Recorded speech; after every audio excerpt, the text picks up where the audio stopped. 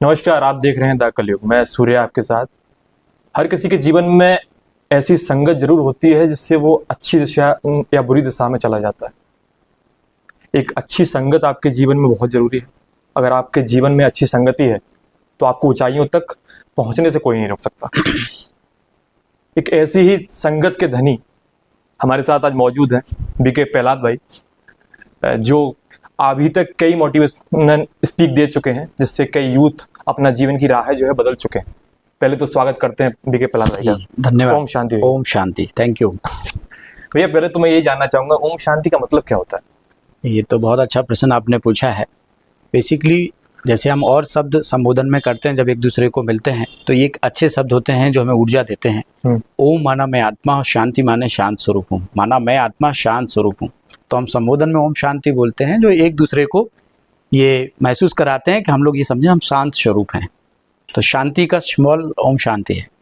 तो मेरे अंदर शांति है, ये पहले से शांति होती है या इसको पहचानना नहीं, पड़ता है? सभी के अंदर शांति है। बेसिकली देखा जाए तो सभी के अंदर 7 गुण होते हैं। ज्ञान, पवित्रता, शांति, प्रेम, खुशी, आनंद और शक्ति, ये 7 गुण सभी के अंदर होते हैं। पर जैसे इनका परसेंटेज कम हो जाता है तो हम दूसरे से एक्सपेक्ट करने लग जाते हैं। जैसे इनका परसेंटेज आपके अंदर बढ़ जाता है, आप दूसरों को बांटने लग जाते हैं। अच्छा, आज जैसे लोग कहते हैं कि साहब उन्होंने मुझसे खुश होकर बात नहीं की, उन्होंने मुझसे प्रेम से बात नहीं की, या उन्होंने मुझे शांति से बात नहीं की। अरे साहब, वो शांति से बात तो करना चाहता, पर शांति होवे तो सही। सामने वाले के पास है नहीं शांति, शांति का परसेंटेज उसका घटा हुआ है। तो जब हम ध्यान और मेडिटेशन का अभ्यास करते हैं, शांति के सागर से, उस सोर्स के साथ अपने आप को कनेक्ट करते हैं, तो वो ऊर्जा, वो शक्ति हमारे अंदर आती है। और जब हमारे अंदर आती है तो हम दूसरों को भी फिर देने लग जाते हैं। अच्छा, तो शांति एक मूल गुण है जो हर एक के अंदर है। बस उसको पहचानने की उसको पहचानने की जरूरत है, उसको बढ़ाने की जरूरत है, उस पर काम करने की जरूरत है जी। एक परिस्थिति होती है जीवन में कि जो सम्मान रहता है, सम्मान पाने की जो है रहता है ना, कि हर किसी के सम्मान पाने के लिए स्थितियां अलग अलग होती हैं। जैसे अगर सम्मान की बात करें तो अगर हम शांत हैं, मेरा मन जो है शांत है अभी, तो अगर मेरे से कोई नॉर्मल बात करेगा तो मेरे को वो नॉर्मल लगेगा, मुझे कोई परेशानी नहीं होगी। अगर वो वैसे ही बात कर रहा है, रूडली बात भी कर रहा है मेरे से, तो मुझे नहीं लगेगा कि अरे ये मेरे से जो है मुझे सम्मान नहीं दे रहा है। लेकिन अगर मैं अशांत हूँ अंदर से, तो अगर सामने वाला व्यक्ति अच्छा ही बात कर रहा है तो हमें लगता है कि नहीं यार, इसने मेरा अपमान कर दिया। बिल्कुल आपने ठीक कहा है, ये स्थितियां बनती हैं। अगर हम वही बात मैंने आपको पहले ही बताई कि ये 7 गुण होते हैं जो हर एक के अंदर होते हैं। जब हमारे अंदर पूरी 100% उनका लेवल होता है तो फिर हम एक्सपेक्ट नहीं करते दूसरों से। कोई कुछ भी बोल रहा है उसका इफेक्ट हमारे ऊपर नहीं पड़ता। लेकिन जब हम अंदर से हम खाली होते हैं तो फिर हमें लगता है कि हर चीज़ हमें ऐसी लगती है कि सामने वाले ने मेरे साथ अच्छा बिहेव नहीं किया, या अच्छे से बात नहीं की, या शांति नहीं दी, क्योंकि हम खाली हैं। तो जब हम भरे हुए होते हैं तब हमें ऐसी चीज़ें महसूस नहीं होती। फिर तो हमें ऐसा सोचना चाहिए कि सामने वाले, या फर्क पड़ना चाहिए व्यक्ति को सामने वाले की, अगर उसने अच्छे से बात नहीं की तो उसका फर्क पड़ना चाहिए। देखो, एक चीज़ मैं आपको यहाँ बताना चाहूँगा, जीवन क्या है, एक खेल है, और इस खेल में हम सब अभिनय करते हैं, हम सब एक्टर हैं। हर एक्टर का अपना अपना पार्ट है, वो अपना पार्ट प्ले कर रहा है, आप अपना प्ले कीजिए। हम ज़्यादातर दूसरे के पार्ट पे ध्यान रखते हैं कि उसको ऐसा नहीं करना चाहिए, उसको ऐसा नहीं करना चाहिए, उसने ये ठीक नहीं किया। ये हमारे लिए दुखदायी हो जाता है। हमें अपने ऊपर ध्यान देना चाहिए, क्या मैं जो कर रहा हूँ वो राइट है या नहीं है। यदि हम अपने ऊपर पूरी तरह से अटेंशन देते हैं, अपने जीवन को बेहतर तरीके से जीते हैं, तो निश्चित तौर पर हमारी कार्यशैली दूसरे को प्रभावित करती है, और वो भी फिर हमारे साथ अच्छे से जुड़ते हैं और अच्छा व्यवहार हमारे साथ करते हैं। ज्यादातर शादियों में होता है ये फूफा रूठ गए। ये तो एक परंपरा सी है। बिल्कुल सही बात है। पैर नहीं छुए। फूफा को अगर नहीं सम्मान मिला, नहीं पूछ मिली, तो कहीं ना कहीं उनको नहीं पूछा गया तो रूठ जाते हैं। तो फूफा के साथ का सम्मान की जो इच्छा वो बढ़ जाती है? नहीं, एक्चुअल में सम्मान तो सबको दिया जाता है। जिस घर में आयोजन होता है, फंक्शन होता है, स्वाभाविक है उसके पास कई सारी जिम्मेवारियां होती हैं, और उन जिम्मेवारियों में अकेले सिर्फ फूफा कोई नहीं देखता, उसके बाद बहुत सारे काम होते हैं। लेकिन उन सारे काम के बीच में अगर कोई छूट भी जाए तो मुझे नहीं लगता है कि उसमें बुरा मानना चाहिए। कई बार ऐसा होता है, हम किसी कार्यक्रम में होते हैं, कई सारे गेस्ट होते हैं, और कई बार हो सकता है कि जिन्होंने आयोजकों ने बुलाया उनको हो सकता है कई बार ध्यान नहीं जाता है, या बाद में जाता है, तो फिर बाद में बुलाते, उसमें बुरे मानने जैसी क्या है। एक किस्सा मेरे याद आता है मुझे कि एक जगह मैं गया था शादी में जी, तो एक रिलेटिव भी थे, तो अब याद नहीं रहता पैर छूने। मेरी बहन थी, उसके मैंने पैर छू लिए, और उनकी जो शादी हुई थी उनके पैर नहीं छू पाए। तो वो सिस्टर से बोलते हैं मेरे से कि तू अपने भाई से बोल के वो अकेले में पैर छू लिया करे, मेरे सामने अगर मेरे नहीं छूना है तो वो अकेले में तेरे पैर छू ले, मेरे सामने छुए तो मेरे भी पैर छुए। मैं भूल गया, याद नहीं रहा चीजें जो है। लेकिन ईगो कहाँ तक होता है कि अगर तुम्हें तुम्हारे पैर छूने हैं तो अकेले में जाके छुपा लो, मेरे सामने नहीं छूने। छी रहे हो तो मेरे साथ भी छियो। जी, ऐसा कई बार ऐसा देखने में आता है। एक्चुअल में क्या होता है, मूल्यों का हिरासमेंट हो गया है। आज जो व्यवहारिक मूल्य थे, मानवीय मूल्य थे, आज उनमें गिरावट आई है और उसकी वजह से आज आप देख रहे हैं छोटी-छोटी चीज़ों में लोग हर्ट हो जाते हैं, छोटी-छोटी चीज़ों में उनको फील हो जाता है कि हमारे साथ ऐसा नहीं किया। जबकि अगर व्यावहारिक रीति से अगर देखा जाए, एक दैनिक जीवन में जो मूल्य होना चाहिए, जो वैल्यूज होना चाहिए, अगर उनसे भरा हुआ व्यक्ति होगा तो उसे ये सब चीज़ें फिर फील नहीं करेगी। वो भी समझ सकता है, हो सकता है भूल हो गई है, पहचान नहीं पा। कई बार ऐसा होता है, मैं चूंकि आध्यात्मिक फील्ड में हूँ, बहुत लंबे वर्षों से यहाँ लगभग 20 साल मुझे आध्यात्मिक फील्ड में हो गए हैं, तो कई बार ऐसा होता है कि हमारे अपने जो लौकिक संबंधी हैं या उनके हमारे जो रिलेटिव हैं उधर, उनको हम नहीं पहचान पाते। तो स्वाभाविक है, नहीं पहचान पाते तो जैसे आम लोगों से मिलते हैं उनसे भी मिलते हैं, पर हमें ये नहीं महसूस होता है कि ये हमारे रिलेटिव हैं या ये हम तो सभी हमारे को अपने लगते हैं, तो हम सबसे समान व्यवहार करते हैं। कई बार फिर बाद में पता चलता है कि ये आपकी लौकिक रीति से रिलेटिव है, ठीक है, अब हमारे लिए तो सारा संसार ही रिलेटिव हो गया है। तो ये सीधी बात ये है कि हमें जो भी मिले हम उससे अच्छे से बात करें, सामने वाले को लगेगा ही नहीं कि बात नहीं की। हमें सभी के साथ अच्छा व्यवहार करना चाहिए, अच्छे से बातचीत करना चाहिए और जो सम्मान हम उचित दे सकते हैं उसको जरूर देना चाहिए। बाकी अगर इसके बाद भी कोई कुछ फील करता है तो इसमें आपको हताश निराश होने की आवश्यकता नहीं है। वो उसका अपना स्वभाव हो सकता है, उसका अपना संस्कार हो सकता है, शायद इसलिए ऐसा हुआ।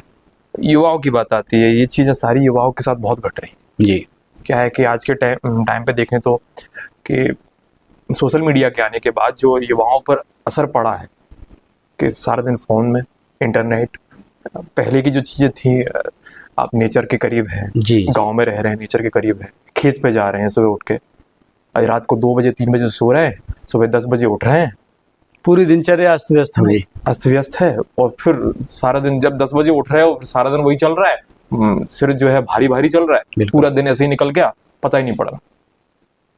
बिल्कुल आप ठीक कह रहे हैं। एक्चुअल में ये युवाओं के साथ इस तरह की स्थितियां बन रही हैं और आजकल क्या हो रहा है कि सोशल मीडिया या इंटरनेट, इसका सकारात्मक हमें उपयोग करना चाहिए तब, पर बजाय सकारात्मकता के हम और चीज़ों में चलेगा और उसका इतना हद तक हमारे जीवन पर प्रभाव है कि हम जो अपने जीवन में सुकून, जो शांति, जो खुशी चाह रहे हैं ना, वो हमें नहीं मिलेगी, क्योंकि ये सब चीज़ें मुझे चला रही हैं। जैसे आज हम लोग हैं, मैं भी सोशल मीडिया और इंटरनेट का प्रयोग करता हूँ, लेकिन ये चीज़ें मुझे नहीं चलाती, ये मुझ पर हावी नहीं है। क्यों? क्योंकि मैं इनको इस्तेमाल करता हूँ सकारात्मक रीति से, बाकी जनरल रीति से उनको यूज नहीं करता। आज भी मैं अपने मोबाइल फ़ोन में देखा जाए तो मैं सारे नोटिफिकेशन ऑफ करके रखता हूँ। क्योंकि ऐसा क्यों करता हूँ मैं आपको बताता हूँ। जैसे मैं जब लोगों से मिल रहा हूँ या बात कर रहा हूँ या कोई कार्य कर रहा हूँ तो मेरा ध्यान उस पर नहीं जाता। जब मैं फ्री होऊंगा तब मैं उसको चेक करूँगा और जहाँ आवश्यक होगा वहाँ रिप्लाई भी दूंगा। अगर मैं नोटिफिकेशन ऑफ करके नहीं रखूँ, कई सारे मैसेज बार बार आएंगे तो मेरा ध्यान जो है वहाँ जाएगा, तो मेरा जो कंसंट्रेशन लेवल है वो फिर कहीं ना कहीं घटेगा और मेरा बार बार ध्यान वहाँ जाने से मेरी स्थिति जो है फर्क पड़ जाएगा। मतलब मैं जिस कार्य को बेहतर ढंग से कर सकता था उस कार्य को बेहतर ढंग से नहीं कर पाऊंगा। और आज ज़्यादातर लोगों के साथ ऐसा हो रहा है। ऑफिस में युवा बैठे हैं, एक मैसेज की टोन बजी, तुरंत उन्होंने देखा किसका मैसेज है, फिर रख लिया, फिर अपने कार में फिर एक उनकी टोन बजी, फिर उन्होंने देखा किसका मैसेज आया। तो बार बार ऐसा करने से क्या होता है कि व्यक्ति की कार्य क्षमता भी घटती है, उसकी एकाग्रता भी घटती है और बहुत सारे साइड इफेक्ट उसके जीवन में आने लगते हैं।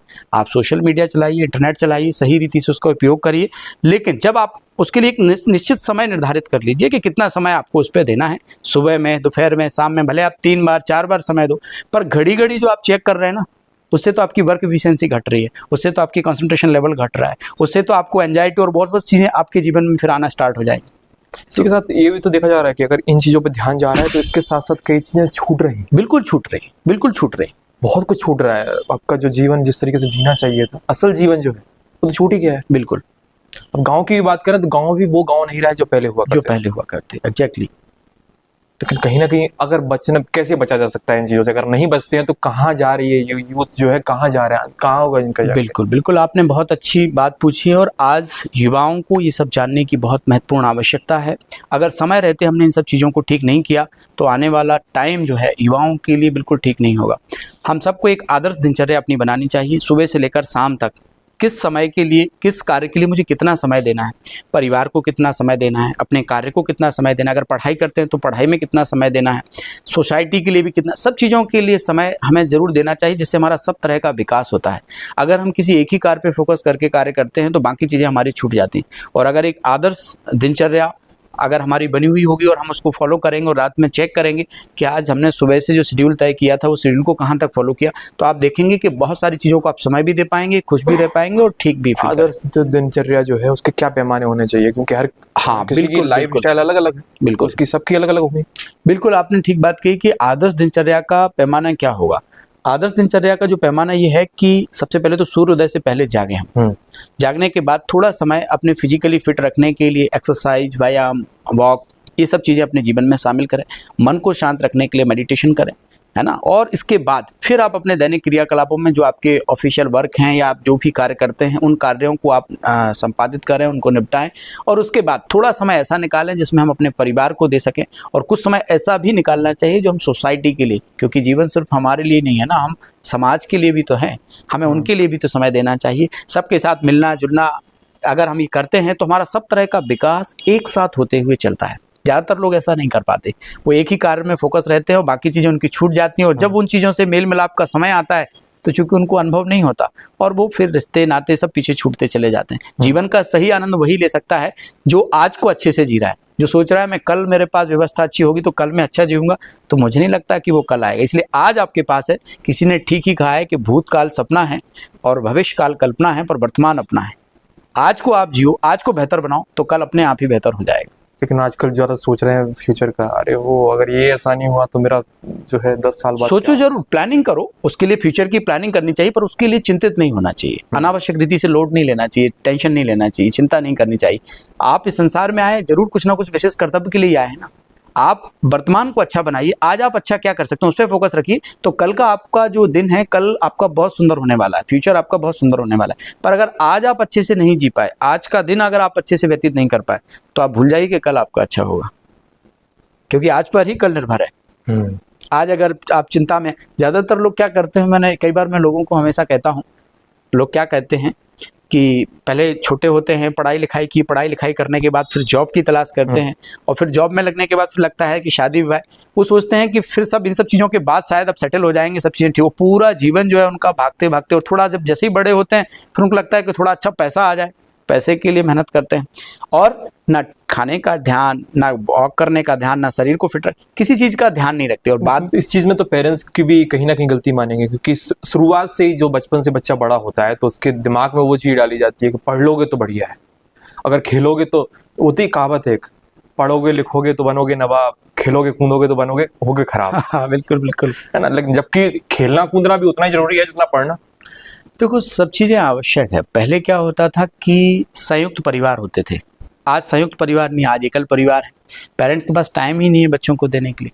संयुक्त परिवार जब होते थे तो बहुत सारी चीज़ें बच्चे जो है अपने दादा दादी और अन्य परिवार के सदस्यों से सीख लेते थे जो घरों में होते थे।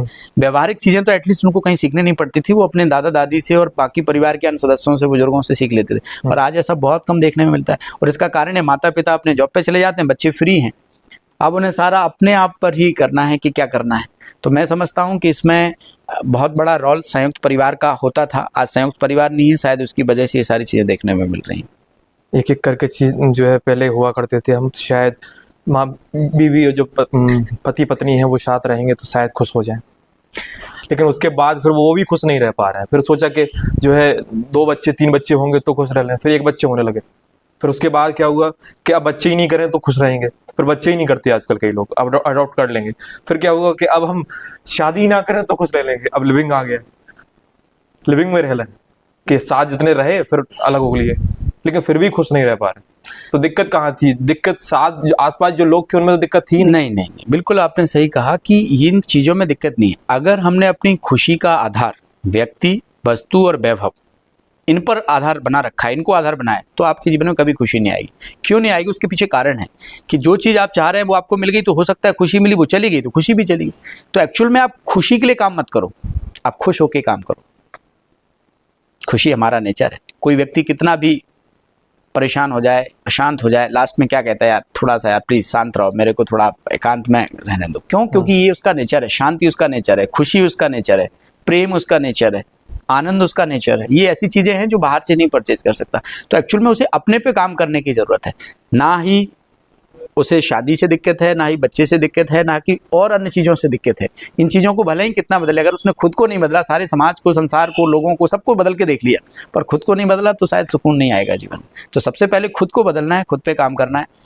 तो कहीं ना कहीं खुद को जान ही नहीं पा रहा है आदमी। हाँ, उसके लिए थोड़ा समय देना पड़ेगा। बिल्कुल ठीक बात है, लोगों के पास टाइम नहीं, भागती दौड़ती जिंदगी, भाग रहा है, कहाँ भाग रहा है उसे भी नहीं पता।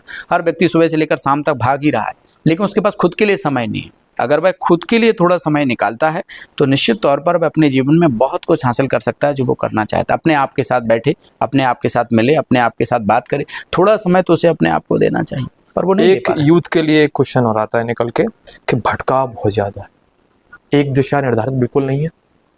आज ये कर लिया तो कल वो कर लिया, जी, आज यहाँ गए तो कल वहां गए।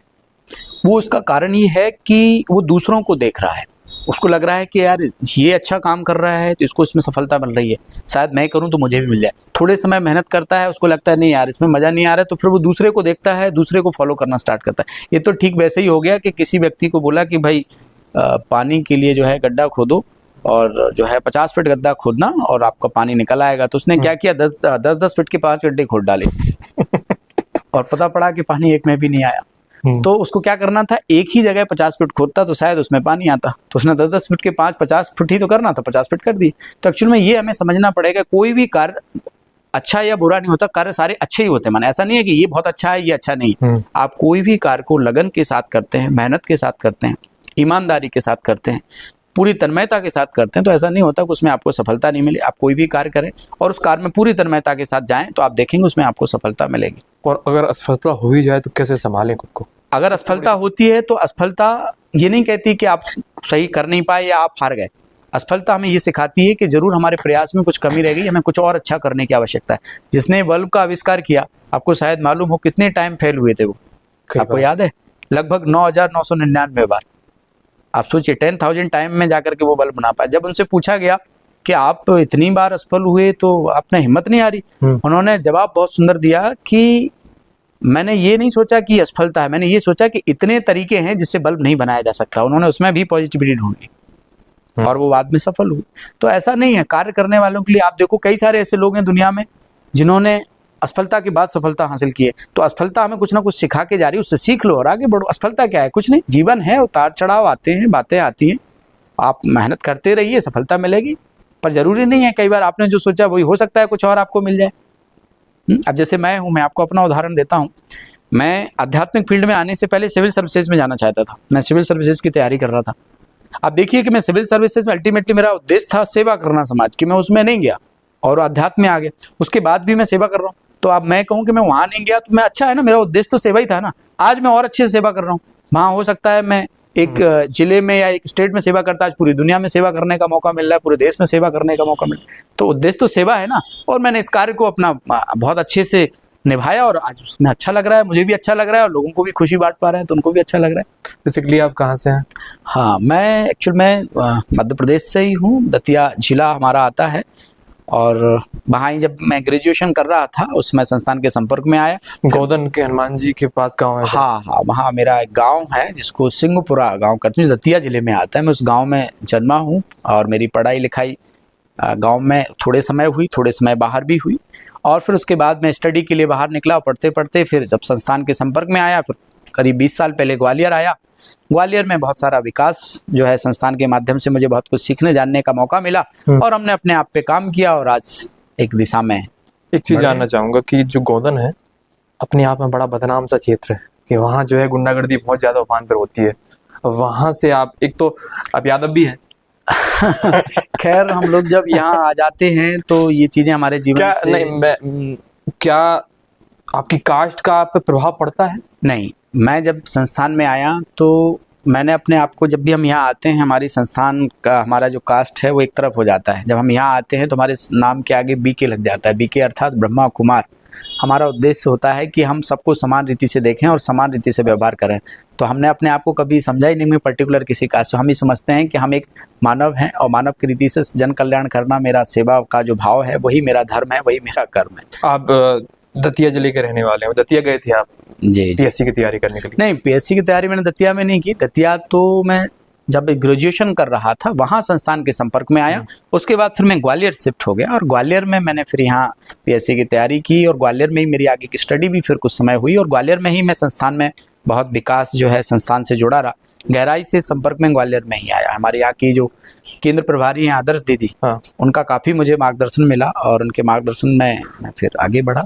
इस चीज़ में ये बताइए थोड़ा सा कि ये जो राह है उसमें एक तो शादी नहीं होती है, इसमें माँ बाप को जब पता लगा होगा तो कैसे आपने समझाया? जब आप पहली बार गए होंगे, जुड़े होंगे, तो क्या आपको एक बार में ही लग गया कि आपको पहले लगा होगा कि यहाँ गए तो शादी नहीं होगी? शुरुआत में भटकाव आते हैं, तो क्या पूरा किस्सा था, पूरी कहानी? देखिए, एक्चुअल में बात शादी करने और ना करने की नहीं है। कोई भी संस्थान जब एक अच्छा कार्य करता है और आप उसके साथ जुड़ते हैं, उसकी कार्यशैली को समझते हैं और आप पर उस कार्यशैली का प्रभाव पड़ता है, तो निश्चित तौर पर आप आत्मीयता से उसके साथ जुड़ जाते हैं। मैं भी पढ़ाई के दौरान संस्थान के संपर्क में आया। संस्थान की कार्यशैली मुझे बहुत अच्छी लगी, यहाँ की शिक्षाएं बहुत अच्छी लगी, यहाँ पर सभी लोगों का निस्वार्थ प्रेम, निस्वार्थ स्नेह मुझे बहुत अच्छा लगा और वो मुझे यहाँ खींच करके लाया। अब दूसरा प्रश्न जो आपने किया है कि यहाँ के शादी नहीं करते हैं, ऐसा बिल्कुल नहीं है। ऐसे लोग भी हैं जो शादी करके भी संस्थान से जुड़ते हैं। शादी करना ना करना अलग विषय है। जब आप किसी फील्ड में आगे बढ़ते हैं तो ये चॉइस है आपकी कि आप किस तरह से संस्थान से जुड़े रहना चाहते हैं। मैं चूंकि संस्था में समर्पित रूप से सेवाएं देना चाहता था, तो जो लोग यहाँ समर्पित होते हैं जनरली वो ही बैचलर होते हैं, बाकी तो जुड़े हुए सब शादीशुदा ही होते हैं, शादीशुदा ही लोग जुड़ते हैं।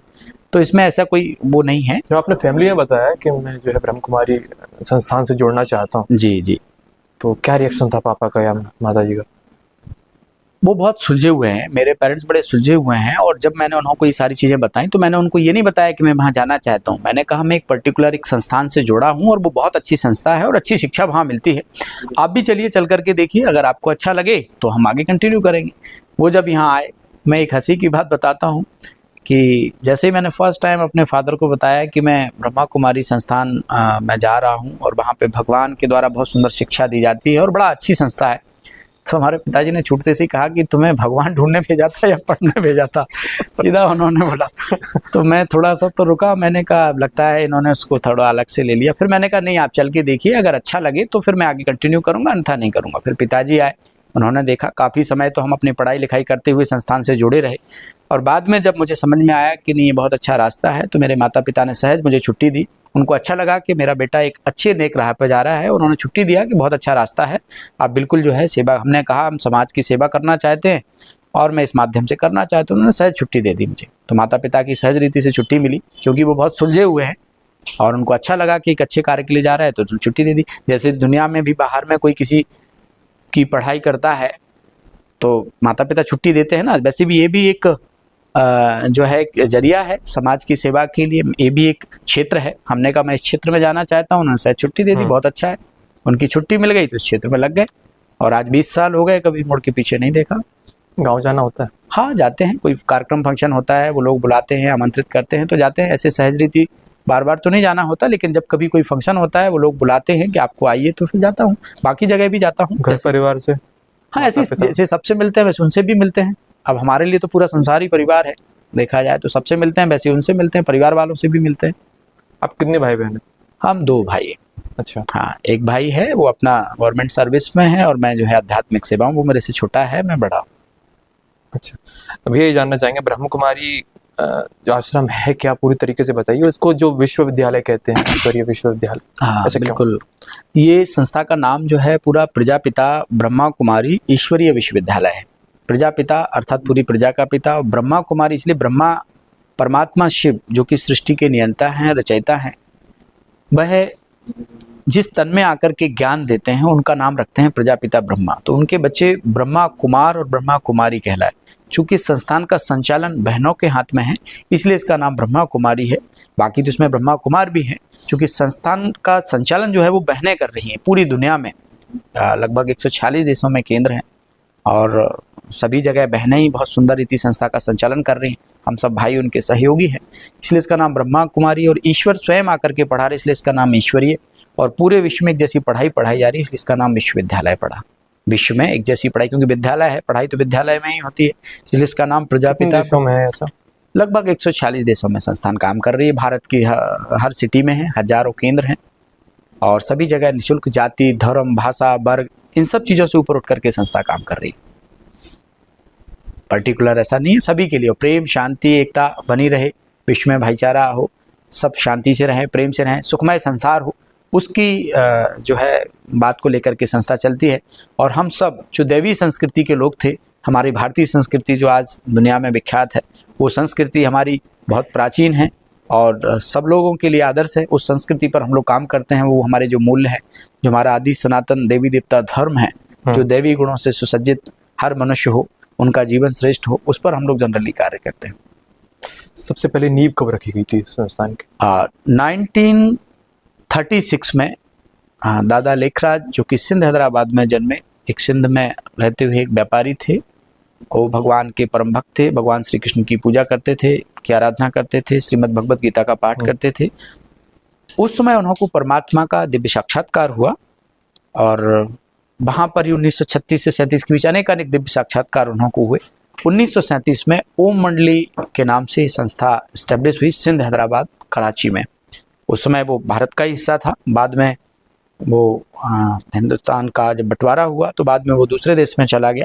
तो फिर बाद में संस्था 1950 में माउंट आबू पर्वत पर शिफ्ट हुई और आज इसका पूरे वर्ल्ड का जो मुख्यालय है वो माउंट आबू में है और वहाँ से ही पूरी दुनिया में केंद्र जो है संचालित। पाकिस्तान में भी? हाँ, सभी जगह, लगभग अधिकतर देशों में। शुरुआत ही चूंकि वहाँ से उस समय वो पाकिस्तान बन गया था, तो संस्था जो है 1937 से लेकर के 1950 तक सिंध, हैदराबाद और कराची में ओम मंडली के नाम से चली। बाद में जब माउंट आबू पर्वत पर शिफ्ट हुई तो वहाँ इसका नाम प्रजापिता ब्रह्मा कुमारी ईश्वरीय विश्वविद्यालय रखा गया। शुरुआत में जब शुरुआत हुई तो महिलाओं से जुड़ा है पूरा जो केंद्र, इसकी जो भागदौड़ है वो महिलाएं संभालती। तो कई दिक्कतें आई होंगी क्योंकि महिलाएं जब जाती हैं घर से और नहीं, दिक्कतें नहीं आई। एक्चुअल में यही परमात्मा का संदेश था कि हम आज अपने देश को भी भारत माता कहते हैं, वंदे मातरम कहते हैं। एक्चुअल में माताएं जहाँ पर हैं, आप देखिए किसी घरों में भी अगर माताएं बहनें होती हैं वो घर कितना सुंदर और व्यवस्थित होता है। तो माताओं बहनों के अंदर असीम क्षमताएं हैं, असीम शक्तियां हैं। वो बहुत सुंदर रीति से, जिस तरह से एक माता या बहन किसी घर परिवार में होती है तो घर को सुंदर व्यवस्थित करती है, ऐसे माताएं बहनें अपने प्रेम, स्नेह, मातृत्व भाव से सारे संसार में लोगों को सही दिशा दे सकती हैं। ये उस समय का दौर था जब माताओं बहनों को स्वतंत्रता नहीं थी घरों से निकलने की, बहुत सारे कई सारे बंधन थे। उस समय परमात्मा ने माताओं बहनों को आगे रखा, उनको सम्मान दिया और हम सबको भी यही बताया कि जहाँ पे माताओं बहनों का सम्मान होता है वहाँ धरती स्वर्ग कहलाती है। तो हमारी संस्था माताओं बहनों का सम्मान करते हुए आगे बढ़ रही है और माताएं बहनें खुद शिव की शक्तियाँ हैं, उनको परमात्मा की विशेष पावर मिली हुई है। और आज आप देखिए कि पूरी दुनिया में हजारों की संख्या में ब्रह्मा कुमारी बहनें हैं और सुंदर रीति संचालन कर रही हैं संस्था का, जहाँ पे कहीं कोई इश्यू नहीं और बढ़िया चल रहा है सब। बड़ी अच्छी संस्था चल रही है आपकी। जी जी जी। और महिला सशक्तिकरण का अनूठा उदाहरण है। बिल्कुल जी। सफ़ेद कपड़े, कोई बात करता है तो सबसे पहले सफ़ेद कपड़े, क्योंकि सभी जो महिलाएं हैं या दीदियाँ वगैरह हैं, आप भी सब सफ़ेद कपड़े पहनते हैं जी। क्या कारण है ऐसा? हाँ, ये भी आपने एक अच्छी बात कही। एक्चुअल में सफ़ेद जो कपड़े हैं, वाइट जो हैं, वो एक तो शांति का सिंबल है, शांति की निशानी। और कोई भी विद्यालय होता है वहाँ की अपनी एक यूनिफॉर्म होती है, क्योंकि हम लोग शांति वाहक लोग हैं, शांति दूत हैं, शांति का कार्य करते हैं। तो इसीलिए एक तो वाइट ड्रेस पहनते हैं और दूसरा पवित्रता की निशानी। जैसी हमारी ड्रेस होती है वैसे हम अंदर बाहर भी ऐसे ही सफ़ेद होते हैं। अंदर से भी हमारे जीवन में दिव्यता होती है, किसी तरह का छल कपट धोखा ये सब चीज़ें हम लोगों के अंदर नहीं होती। तो वाइट यूनिफॉर्म है हमारे संस्थान की, शांति और पवित्रता का प्रतीक है, इसलिए हम लोग वाइट यूनिफॉर्म पहनते हैं। जैसे हम बाहर से वाइट हैं वैसे अंदर भी वाइट होते हैं। किसी के लिए भी कोई बुरी भावना नहीं, अच्छी भावना, कल्याण की भावना, विश्व कल्याण की भावना, लोगों का जीवन अच्छा बने, वही भावना लेकर के हम लोग निस्वार्थ भाव से समाज में सेवा करते हैं। जो आपके संस्थान में एक जो सिंबल है ज्योति में, प्रकाश में ज्योति जो है, क्या मानना है, किस तरीके से इसकी जो रचना हुई? हाँ बिल्कुल, आपने एक अच्छा प्रश्न किया है। जब कोई व्यक्ति, मैं आपको ऐसे उदाहरण देना चाहूँगा। एक्चुअल में आज दिन तक हम सब अपने आप को एक शरीर मान रहे हैं, जबकि वास्तविकता ये है कि हम शरीर नहीं है, हमारे अंदर एक कोई चेतन शक्ति है जो शरीर को चला रही। जैसे कोई व्यक्ति गंभीर रूप से बीमार है उदाहरण के लिए और हॉस्पिटल में गया, कई बार डॉक्टर लोग बड़ी मेहनत करते हैं, कई बार लाख प्रयास करने के बाद वो नहीं बचा पाते उस पेशेंट को, तो क्या कहते हैं कि भाई अब ये जो है इसकी डेथ हो गई है, डेड बॉडी को ले जाए, ऐसे ही बोलते हैं ना। तो गया तो पेशेंट था लेकिन डेड बॉडी कैसे हो गई? आंखें हैं लेकिन देख नहीं पा रहा है, मुख है लेकिन बोल नहीं पा रहा है, कान है लेकिन सुन नहीं पा रहा है। इट मीन्स कोई शक्ति थी उससे जो डिटैच हो गई, तभी तो हम उसको डेड बॉडी बोले ना। गया तो पेशेंट था पर बाहर पेशेंट नहीं आया, बाहर तो पेशेंट की जगह डेड बॉडी आई, तो मतलब उसमें कोई शक्ति थी ना। तो एक्चुअल में हम सब जो है वो एक चेतन शक्ति है, जिसे हम आत्मा कहते हैं, रूह कहते हैं, प्राण कहते हैं। और वो शक्ति हमारे यहाँ भ्रुकुटी के बीच में रहती है, जहाँ हम तिलक लगाते हैं, चंदन लगाते हैं, पैर छूते हैं तो हाथ लगाते हैं। तो हम सब आत्मा है और आत्मा सभी के अंदर है, चाहे वो किसी भी धर्म का व्यक्ति हो, आत्मा एक शक्ति है, एक एनर्जी है जो सभी के अंदर। आत्मा जब तक शरीर में होती है शरीर काम करता है, आत्मा निकल जाती है शरीर का काम करना बंद हो जाता है। तो जो ज्योति है वो आत्मा की एक्चुअल नहीं, मैं वही बताना चाह रहा हूँ। तो एक्चुअल में हम सब आत्मा एक प्रकाश पुंज है जो दिखाई नहीं। ऐसी परम पिता परमात्मा भी आत्मा के पिता हैं, वो भी एक प्रकाश पुंज है। हम लोग चूंकि जन्म मरण में आते हैं इसलिए मनुष्य आत्मा है, और परम पिता परमात्मा जन्म मरण से न्यारे हैं इसलिए वो परमात्मा है। इसलिए आपने देखा होगा हम लोग परमात्मा को शिव जी के रूप में याद करते हैं। आपने देखा होगा शिवलिंग के बीच में 3 लाइन होती है, बीच में एक पॉइंट होता है, वो परमात्मा का स्वरूप है। इसलिए शिवलिंग का एक बहुत प्यारा सा नाम है ज्योतिर्लिंगम। ज्योतिर्लिंगम कहते हैं, नहीं कहते हैं? 12 ज्योतिर्लिंग प्रसिद्ध हैं। तो ज्योति माने प्रकाश, लिंग माने स्वरूप। परमात्मा प्रकाश स्वरूप है इसलिए उनको ज्योतिर्लिंग कहते हैं। लेकिन ज्यादातर लोग तो उसको आंख मानते हैं। हाँ, अब अलग अलग लोगों की मान्यता है। अब उसको पूजे कैसे, इसलिए इतना बड़ा शिवलिंग बनाया हुआ। लेकिन ज्योति का मतलब तो प्रकाश ही होता है। तो हम आत्मा भी प्रकाश रूप हैं और परमात्मा भी प्रकाश स्वरूप हैं। बस डिफरेंस ये है कि हम लोग जन्म मरण में आते हैं इसलिए मनुष्य हैं, और वो जन्म मरण से न्यारे हैं इसलिए परमात्मा है। इसलिए आप देखेंगे शिव के अनेक नाम हैं, अनेक मंदिर मिलेंगे, है ना? अचलेश्वर, गुप्तेश्वर, कोटेश्वर, पापकटेश्वर, तो महाकालेश्वर। क्या शंकर और शिव दोनों में अंतर है? ये भी आपने एक अच्छी बात कही। शिव जो है वो सृष्टि के सृजनहार हैं, सृष्टि के नियंता हैं। ब्रह्मा विष्णु महेश ये भी तीनों पूजनीय हैं। ये शिव की 3 वो सुंदर रचना है जो सृष्टि को सुंदर रीति से संचालित करते हैं। ब्रह्मा जी के द्वारा सृष्टि की स्थापना का कार्य होता है, विष्णु जी के द्वारा सृष्टि की पालना का कार्य होता है, और शंकर जी के द्वारा इस पुरानी आश्रित तमो प्रधान सृष्टि के संहार का काम होता है। और परमात्मा शिव जो है वो इन 3 देवों के भी पिता हैं, इसलिए उनको त्रिदेव, त्रिलोकीनाथ, त्रिमूर्ति कहा गया है। इसलिए आपने देखा होगा शिव जी पर 3 पत्ते वाली बिलपत्री भी चढ़ाते हैं क्योंकि वो तीनों देवों का पिता है। इसलिए एक यादगार स्वरूप में मंदिर भी है, त्र्यंबकेश्वर, अर्थात तीनों देवों के ईश्वर। कहाँ है? नासिक में मंदिर है त्र्यंबकेश्वर, बहुत फेमस मंदिर है। क्या मान्यता है उसकी? भाई त्र्यंबकेश्वर अर्थात तीनों देवों के। इसका अगर मीनिंग निकाले, जैसे रामेश्वरम में भगवान राम जो है शिव जी की पूजा कर, रामेश्वर, तो इससे मीनिंग निकलता है कि भगवान राम से भी ऊपर कोई एक शक्ति है। राम जी भी शिव की आराधना कर रहे हैं, रामेश्वर इसलिए कहा गया है इसको। एक गोपीश्वर, इस चीज को लेके काफी भ्रम रहता है लोगों में। जैसे जो शिवलिंग है जी उसको शंकर मान लेते हैं। नहीं, हमारे लिए दोनों ही पूजनीय है, शंकर जी भी शिव जी भी। पर अगर अंतर स्पष्ट होगा तो सहज ही मन की तार उससे जुड़ जाएगी, बाकी तो कोई बात नहीं। जो ब्रह्मा विष्णु महेश है वो परमात्मा की सुंदर रचना है, सृष्टि को संचालित करते हैं, लेकिन शिव जी उन 3 देवों के पिता हैं। इसलिए आपने देखा होगा कि भगवान शंकर भी ध्यान में बैठे हैं। वो भी किसका ध्यान कर रहे हैं? वो भी शिव का ही ध्यान कर रहे हैं। हाँ, ज्यादातर आपने देखा होगा कि शंकर जी के सामने भी शिवलिंग होता है, वो खुद भी उस निराकार ज्योति का ध्यान कर रहे हैं, परमात्मा शिव का ध्यान कर रहे हैं। दुनिया के अधिकतर मंदिर में, मंदिर भले किसी भी का भी हो, लेकिन अधिकतर मंदिर में आप देखेंगे शिवलिंग जरूर होगा। तो शिव जो है वो जनरली सभी के पिता हैं, जन्म मरण से न्यारे हैं, इस सृष्टि के नियंता हैं, ज्योति स्वरूप हैं। दुनिया के अन्य धर्मों में भी परमात्मा को निराकार, ज्योति स्वरूप, लाइट, प्रकाश या नूर ही माना गया है। आप देखेंगे अलग अलग धर्मों में भी, आप देखें किसी भी धर्म पिता ने ऐसे नहीं कहा कि मैं ईश्वर हूँ। सभी धर्म पिता जनरली ऊपर की ओर इशारा करके गए हैं कि ईश्वर एक है। तो कोई उसको लाइट के रूप में पूज रहा है, कोई नूर कह रहा है, कोई ज्योति कह रहा है, कोई प्रकाश कह रहा है, तो वो एक ही ना। और वैसे भी देखा जाए ईश्वर एक ही होगा। अगर ईश्वर अलग अलग होते तो फिर सबकी बनावट अलग अलग होती। 2 आंख, 2 कान, 1 मुख, 2 हाथ, सबके एक जैसे नहीं होते। तो इसका मतलब ईश्वर तो एक ही है। लोगों के मानने के तरीके अपने अपने हैं, लेकिन है वो एक ही। याद सब अपने अपने ढंग से उसको करते हैं, और वो निराकार है ना। वो कभी जन्म मरण में नहीं आते। वो सभी के परम पिता हैं, परम शिक्षक हैं, परम सदगुरु हैं, सृष्टि के आदि मध्य अंत के ज्ञाता हैं, सृष्टि के नियंता हैं, रचयिता हैं। उनकी अपरंपार महिमा है, जितनी महिमा गाए उतनी कम है। ईश्वर को पाने का सबसे आसान रास्ता कौन सा है? एक्चुअल में ईश्वर आपसे दूर ही नहीं है जो आपको उसको पाने के लिए मेहनत करनी पड़ेगी, पहचानना तुम्हें पड़ेगा। सिर्फ आपने संबंध बनाना है उससे। ईश्वर आपका क्या लगता है, ईश्वर से आपका क्या संबंध है? इसलिए लोग उससे दूर हैं क्योंकि उस ईश्वर से संबंध नहीं बना पाए। हम लोग गाते जरूर हैं, तुम्हें माता चा पिता, तुम्हें बंधु चा सखा, तुम्हें गाते जरूर हैं, लेकिन कभी हमने जो है उसको माता पिता के रूप में याद नहीं किया, या कभी बंधु सखा के रूप में याद नहीं किया। सर्व संबंध मेरे उसके साथ हैं। तो जब हम अपने सर्व संबंध उससे जोड़ते हैं और उससे बात करते हैं तो निश्चित तौर पर उससे कनेक्शन हमारा जुड़ता है और अनुभूति होती है। ऐसा नहीं है, वो हमारा पिता है ना, हम सब उनके बच्चे हैं, लेकिन पिता है तो पिता को याद भी तो करना पड़ेगा, नहीं करना पड़ेगा? बताइए। तो पिता को याद करेंगे तो संबंध जुड़ जाएगा। ज्यादातर क्या होता है कि मंदिर जाएंगे तो नारियल लेके जाएंगे, माला लेके जाएंगे। क्या ईश्वर इन चीजों के, उन सब चीजों का अपना महत्व है, लेकिन जैसे कहते हैं ना, ईश्वर से जुड़ना है तो आप मन के भावों से जुड़ सकते हो। बाकी जो चीजें करते हैं उनका अपना महत्व है, लोग अपने अपने ढंग से करते हैं, उनकी अपनी महत्वपूर्ण भूमिका है।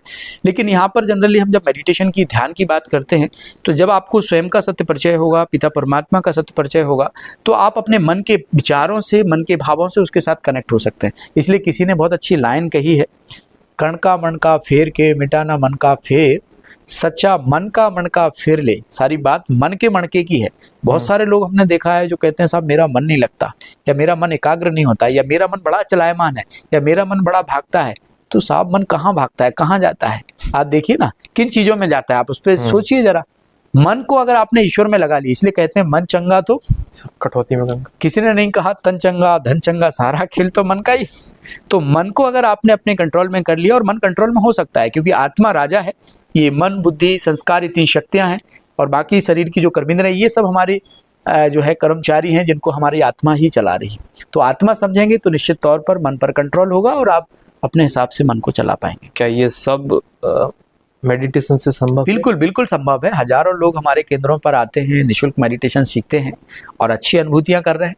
बाकी जो वो करते हैं वो भी करते रहें, मेडिटेशन भी साथ में सीखते रहें, तो मेडिटेशन से मन भी शांत होता है, बाहर की जो चीज़ें हैं उनका प्रभाव भी नहीं पड़ता है, खुशी का लेवल भी बढ़ता है, स्ट्रेस भी कम होता है, जीवन जीने का ढंग भी आता है। मेडिटेशन एक तरह से आत्मा को चार्ज करने का तरीका है।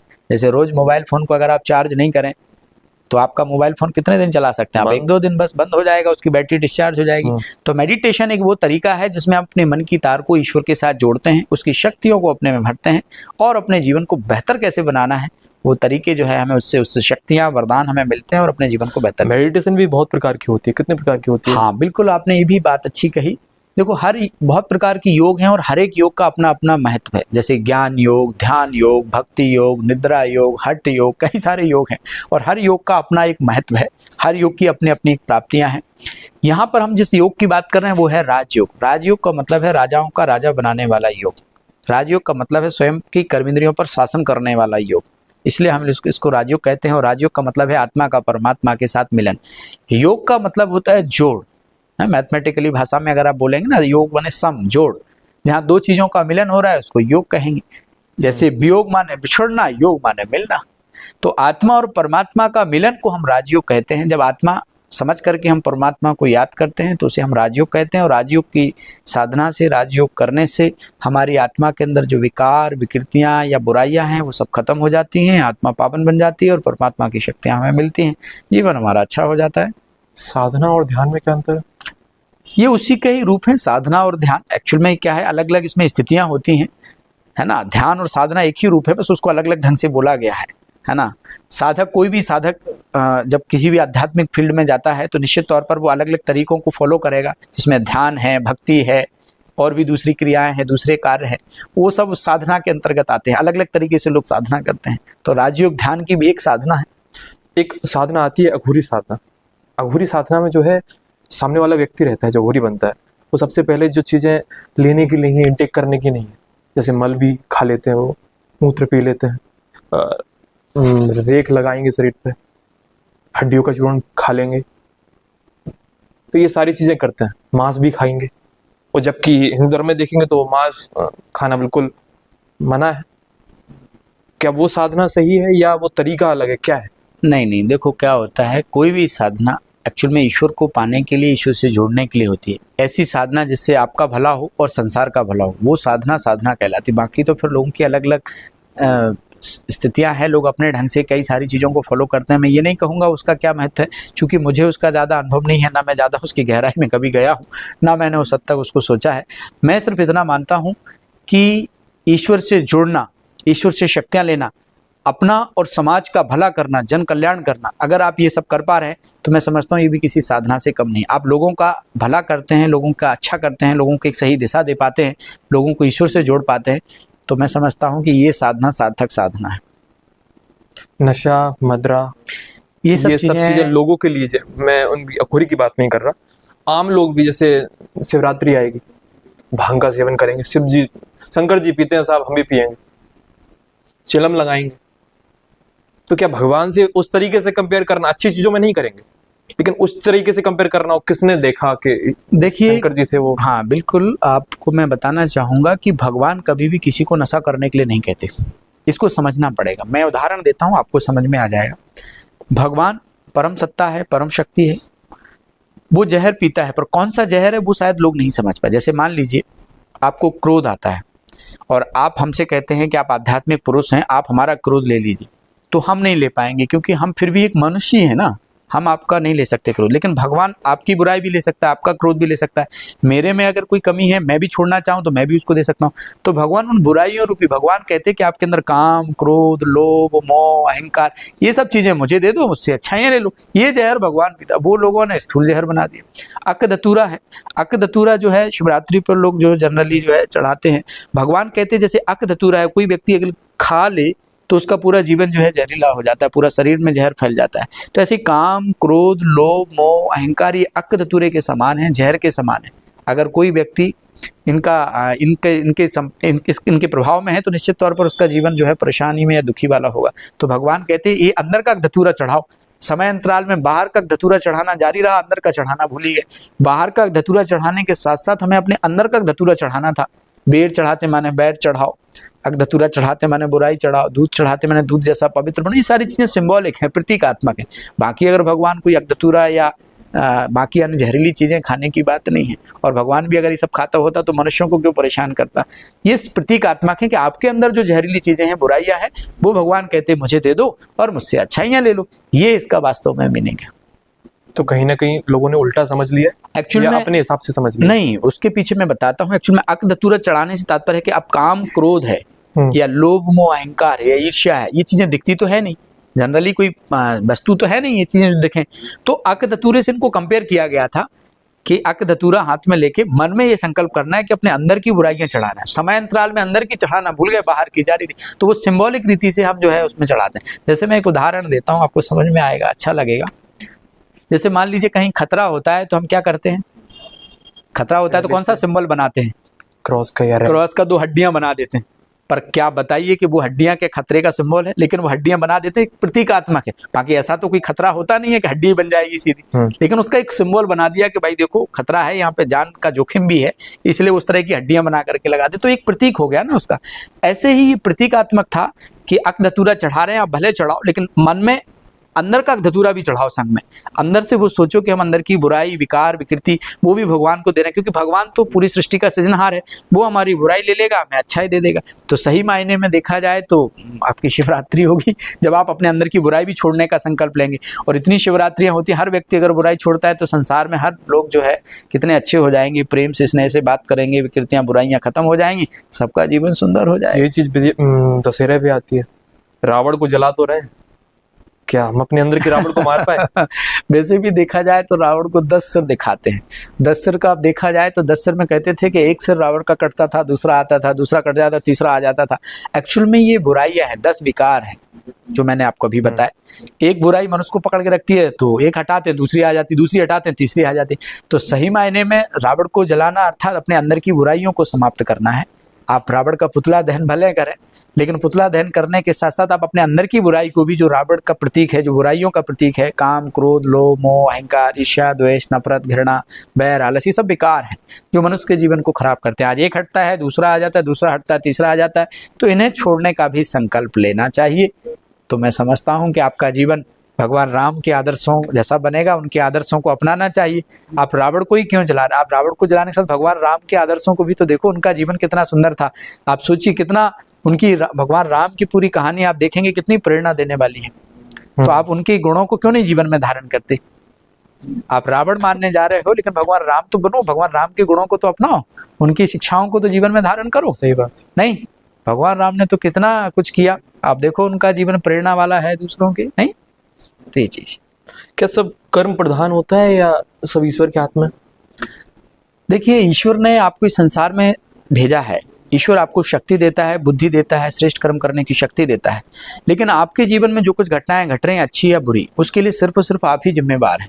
आपके कर्म आपके भाग्य का निर्माण करते हैं। जैसे एक पिता के 2 बच्चे हैं, तो वो ऐसा नहीं होगा कि किसी बच्चे का बहुत अच्छा भाग्य लिख दे और किसी का खराब लिख दे, ऐसा तो नहीं होगा। मैं समझता हूँ ऐसा हो सकता है कि जैसे आप ही समझो कितने भाई हो आप, मैं एक भाई हूँ, 2 सिस्टर है मेरी। 2 सिस्टर हैं। तो आपके पिता को अगर आपके तीनों का भाग लिखना है, मान लो था उदाहरण के लिए, तो ऐसा तो नहीं होगा कि किसी एक का अच्छा लिख दो बाकी 2 का खराब लिख दें, या 2 का अच्छा लिख दें 1 का ऐसा तो नहीं करेंगे। पिताजी सबके लिए बराबर ही सोचेंगे कि नहीं सोचेंगे? तो भगवान भी हम सबके पिता हैं, वो हमारे साथ भला बुरा क्यों करेंगे? तो भगवान जब हमें संसार में भेजते हैं तो दिव्य गुणों और शक्तियों के साथ भेजते हैं। हम लोग इस संसार में जन्म मरण में आते हैं, धीरे धीरे विकृतियों बुराइयों के प्रभाव में रह करके, बॉडी कॉन्शियस में आकर के विकृतियों के प्रभाव में आ जाते हैं। उसकी वजह से हम जब गलत कर्म करने लगते हैं तो हमारा गलत भाग्य बनता है, अच्छा कर्म करते हैं तो अच्छा हमारा भाग्य, हमारी श्रेष्ठ कर्म हमारे भाग्य का निर्माण करते हैं। जैसे हमारा कर्म होगा वैसा हमारा भाग्य, अच्छा कर्म तो अच्छा भाग्य और बुरा कर्म तो बुरा भाग्य। जैसा करोगे वैसा भरोगे, जो कहावत है वो इसीलिए ही बनी हुई। कहते हैं बोल देते हैं किस्मत है साहब, वो किस्मत थी उनकी। तो किस्मत और आपने ही बनाई ना, किस्मत किसी दूसरे ने नहीं बनाई। अगर आपके जीवन में कुछ ऊपर नीचे हो रहा है तो आप ही जिम्मेवार हो। आपकी किस्मत में तो पीछे पास्ट का कोई हिसाब होगा ना, इसलिए ऐसा हुआ। आप आज श्रेष्ठ कर्म करना स्टार्ट कर दो, पास्ट की चीजें ठीक हो जाएंगी, वर्तमान से अच्छा हो जाएगा। आप अच्छा करो, कोई आपको देखे या ना देखे, आप हमेशा श्रेष्ठ कर्म करो, अच्छा कर्म करो, आप देखेंगे आप पे उसका फर्क पड़ेगा। अच्छा कर्म करते रहना चाहिए, कोई देखे या ना देखे तो आपका कोई बुरा नहीं कर सकता। पर मनुष्य क्या करते, नहीं जो हमारे साथ जैसा हो रहा है वैसा ही करेंगे, जैसे को तैसा करते हैं। ऐसा नहीं है। अगर कोई आपके साथ बुरा बिहेव कर रहा है तो आपको बुरा नहीं करना चाहिए, आप अच्छा करो। अगर उसका बुरा बिहेव आपको प्रभावित कर रहा है तो क्या आपका अच्छा बिहेव उसको प्रभावित नहीं करेगा? आप अच्छा करो। उसकी बुरी चीजें आपको डिस्टर्ब कर रही हैं, आपको टेंशन में ले आ रही हैं, इसका मतलब आपका कंट्रोल उसके पास है। इसका मतलब आपने अपना कंट्रोल उसको दे रखा है। तो आप अपने अंदर इतनी पॉजिटिविटी धारण करके रखो, इतनी अच्छी चीजें धारण करके रखो, जब उसकी बुरी चीजें आपको प्रभावित कर सकती हैं तो क्या आपकी अच्छी चीजें उसको प्रभावित नहीं कर सकती? सही बात, बताइए ना, कर सकती है? बिल्कुल कर सकते हैं। बिल्कुल। तो आप अपने अंदर उतनी पॉजिटिविटी को बना के रखिए कि बाहर की चीजों का प्रभाव पर ना पड़े, तो सब अच्छा ही अच्छा है। अच्छा हो जाएगा। ये आपके ऊपर है। तो इसलिए कहते हैं ना, एक होता है आर्ट ऑफ लिविंग, हाँ। एक होता है आर्ट ऑफ लिविंग। छोड़ो तो छूटे। कुछ चीजों को हम पकड़ के बैठते हैं इसलिए प्रॉब्लम खड़ी हो जाती है। तो जीवन को अगर जीना है तो ये आपको अपने कुछ सिद्धांतों को बनाना पड़ेगा और सिद्धांतों के आधार से अपने आप को चलाना पड़ेगा, तो आपका जीवन सुंदर हो जाएगा। सबसे सही चीज ये है कि आप जो है अपना नियम टाइम जो है वो परफेक्ट रखें। बिल्कुल। मेडिटेशन, आप मेडिटेशन करें, शरीर को फिट रखने के लिए व्यायाम एक्सरसाइज करें। आज ज़्यादा समय हमारा जो है मोबाइल और अन्य चीज़ों में जाता है। रोज़ सुबह वॉक करें, एक्सरसाइज करें, और सोसाइटी के लिए भी समय निकालें, परिवार के लिए भी समय निकालें। और आप जब इस तरह से सारी चीज़ों को आप समय देंगे तो आपका जीवन अच्छा ही होगा। आज जो आप देख रहे हैं स्ट्रेस और डिप्रेशन जैसी चीज़ें लोगों के जीवन में आती हैं, तो उसका कारण है अकेलापन, और उसका कारण है कि वो हम अपने लोगों से ना मिल रहे हैं, ना कुछ शेयर कर रहे हैं, ना बता रहे हैं, ना मिल, तभी ये सब चीज़ें हावी होती हैं। अगर आप सोसाइटी में हैं, लोगों के बीच में हैं, अपने लोगों से बातचीत करते हैं, मिलने जुलने अपनी बातें शेयर करते हैं, बताते हैं, तो ये इस तरह की चीज़ें का प्रभाव कम होगा। फिर मरने के बाद क्या पुनर्जन्म होता है? अच्छी बात आपने कही है कि मरने के बाद पुनर्जन्म होता है। आपको क्या लगता है? वैसे मैं पहले आपसे ही पूछ लेता हूँ, आपको क्या लगता है? चीजें हैं, हर कोई अलग अलग चीजें कहता है। नहीं नहीं, एक ही जन्म मिला है, दूसरा जन्म मिलेगा तो कोई कुत्ता बन जाओ, चींटी बन जाओ। मनुष्य जन्म एक बार ही मिलता है, लेकिन कई बार बोलेंगे कई पुनर्जन्म हो गया साहब, वो मरा था वो लौट के आ गया दोबारा, उसका दोबारा जन्म हो गया तो मनुष्य जन्म ही मिल गया उसको। देखिए, आपने एक अच्छी बात कही है। कोई भी मनुष्य मरने के बाद जानवर नहीं बनता, मनुष्य मनुष्य बनता है, जानवर जानवर बनता है। अच्छे कर्म करेंगे तो अच्छा फल मिलेगा, बुरे कर्म करेंगे तो बुरा फल मिलेगा। जैसे आम का बीज डालो तो केला निकलेगा क्या? केला की जगह आम की जगह आम का फल निकलेगा, केले के बीज की जगह केले का निकलेगा। तो जैसा बीज वैसा फल। अगर मनुष्य आत्मा शरीर छोड़ती है तो मनुष्य ही बनती है। हाँ, यदि वो बुरे कर्म करती है तो मनुष्य योनि में ही उसे भले बुरे कर्मों की सजा जो है मिलती है।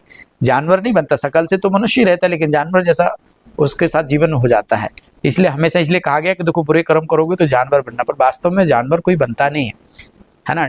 इवन आपस में भी इंटरचेंज नहीं होते। जैसे डॉग है तो डॉग ही रहेगा, कैट नहीं बनेगा कभी, कैट कैट ही बनेगी, एलिफेंट एलिफेंट बनेगा, लायन लायन ही बनेगा। जो जैसा है वो वैसा ही बनता है। सबकी आत्माएं निर्धारित हैं। यस यस यस, वो जैसा बीज है वैसा ही उसका जो है तना और फल निकलता है। ऐसा नहीं है कि कभी जो ह्यूमन बीइंग है या जो मनुष्य है वो कभी डॉग बन जाए, डॉग कभी कैट बन जाए, कैट कभी एलिफेंट बन जाए, ऐसा नहीं होता।